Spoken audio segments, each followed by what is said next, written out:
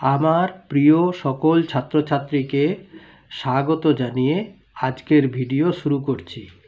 আজকের ভিডিওর বিষয় do as directed class 7 English grammar.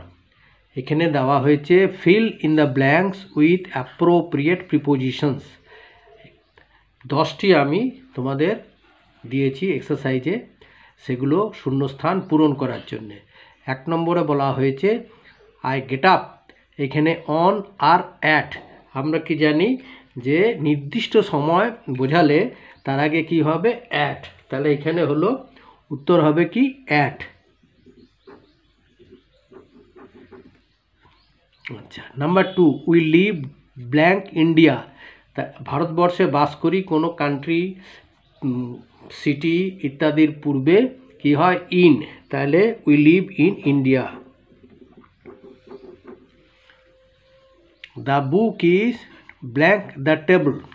এখানে দুটো অপশন আছে, একটা হচ্ছে অন আর একটা ইন। আমরা কি জানি যে ছুঁয়ে থেকে ওপরে বোঝালে হবে কি?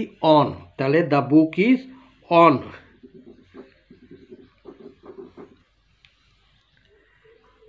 আচ্ছা, নাম্বার 4-এ open blank page 50। Open at page 50। এখানে হবে, তাহলে উত্তর কি হবে? Open at page 50।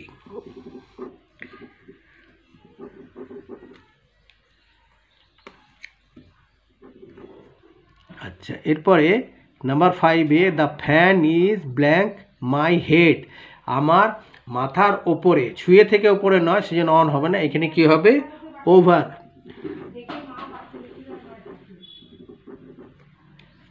আচ্ছা, নাম্বার 6-এ the postman knocks blank the door. এখানে নক্স অ্যাট দ্য ডোর।